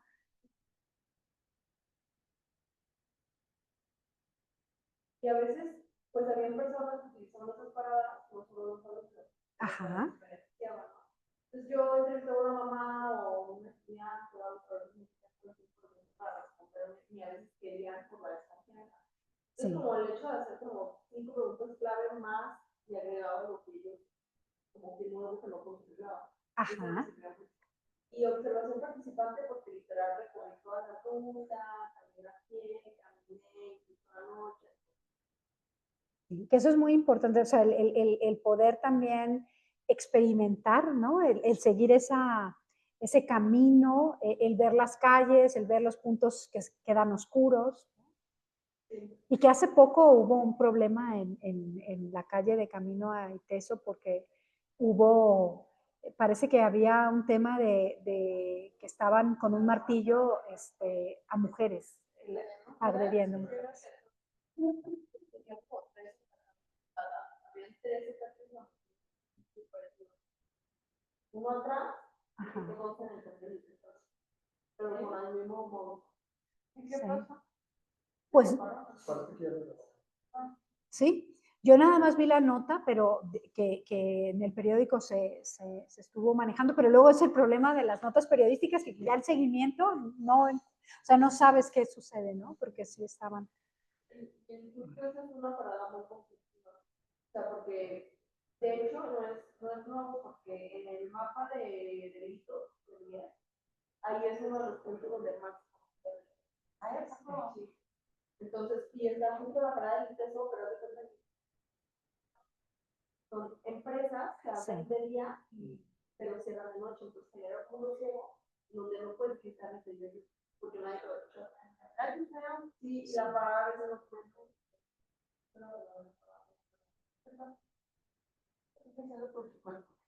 Pues sí, o sea, al final yo no diría nada porque me cancelaron el pago. ¿En serio? Sí, o sea, éramos como 3 bonos, pues yo nadie, yo me quería titular, fue ahí donde hice la pero al final, pues, como dejé ahí para que alguien. Pero esto que nos dice Majo es muy importante. Tú querías una entrevista a profundidad y terminó siendo semiestructurada, porque para las entrevistas en profundidad sí se requiere el que haya un proceso de generación de confianza y casi de un espacio neutro donde las personas se sientan seguras. Por ejemplo, a mí me tocó que había, como el tema era desigualdad, y por ejemplo, en el caso de personas entrevistadas de estratos altos, no querían ser entrevistados en sus casas. Entonces me citaban en una cafetería o en otro lugar. Y, por ejemplo, en los niveles socioeconómicos de menor ingreso, ahí sí casi siempre era en su casa. O sea, te decían, no, venga aquí, se toma un café, ¿no? Entonces, pero es como diferente y tienes que conocer también, ¿no? Y yo decía, ya me dieron la entrevista, entonces donde me la den, ¿no? Hay que acudir, pero sí hay que pensar en ese espacio, que la entrevista semiestructurada también es positiva, porque de otro modo no hubieras podido también quién es el que está ahí en la parada, en las mañanas, ¿no? Incluso para Puntos Púrpura se hizo una encuesta, porque es de barrios de paz, y ahí también lo que se observaba era pues situaciones muy complicadas que vivían las mujeres cuando llegan a un horario muy temprano y que habían pasado por experiencias. Bueno, justo tras el seminario sí hice 3 entrevistas a profundidad de personas que vivían en que vivían en específica zona de políticos y bueno, y ya cambió agua. O sea, dejé un agua ahí del Iteso, ¿no? Ajá. ¿Sí? Pero fue como dar un incentivo, porque luego a veces no cooperan. Sí, es una buena, ¿cómo se dice? Estrategia. O también llevar una carta, ¿no? En el que, por ejemplo, aquí, si tú te acercaras a los vecinos, una carta de SARC en el que tú estás haciendo un estudio, estás en la maestría en renovación sustentable, el objetivo de tu proyecto, y eso les genera confianza, porque ahorita con el contexto de inseguridad que tenemos no es tan fácil. Muy bien, pues entonces. la próxima semana sería vamos a ver, observación participante, total y vinculado. No vimos lo del protocolo de investigación. Yo les pediría que lo revisen con calma y el miércoles ponen para un entonces el jueves empezamos con eso. ¿Sí? O no sé si hay alguna duda en particular. O sea, como revisar. Revisar el texto, déjenme ponérselos aquí. Yo a mi cabeza. Aunque no está el mouse. Ah, el texto donde vamos a sacar la presentación. No, más bien, déjenme mostrarles. Me voy aquí. Esta es nuestra carpeta Drive de la clase. Y aquí van a ver que les puse estructura y rúbrica de evaluación. Ah, Ya les puse cuál sería la extensión, para que piensen en qué debe tener una portada, con el título, el índice, la paginación, el resumen. muchas gracias. ¿Verdad? Entonces, véanlo y si quieren empezamos con este tema el próximo jueves, por si tienen alguna duda sobre lo que se espera de ese documento. ¿Sí? Ok, entonces de tarea prácticamente es como empezar a trabajar nuestras presentaciones. Bueno, la tarea es que quienes van a... Sí, claro, porque a mí te tocó entrevistar. ¿verdad? Sí, pero hasta el 2 de octubre creo. Exacto. Y habría que ver con quién más vas a trabajar. Yo mando mensaje. Perfecto, perfecto. Muy bien. Sí, sería empezar eso y trabajar en el protocolo también. Sí. Porque les puse por ahí que empiecen con el marco teórico y que se vean mínimo 10 referencias. Y prepararlas. Y sí. Sí, bueno, sí, no son muchas.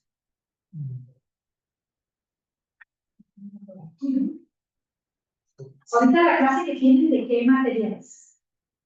Proyecto urbano.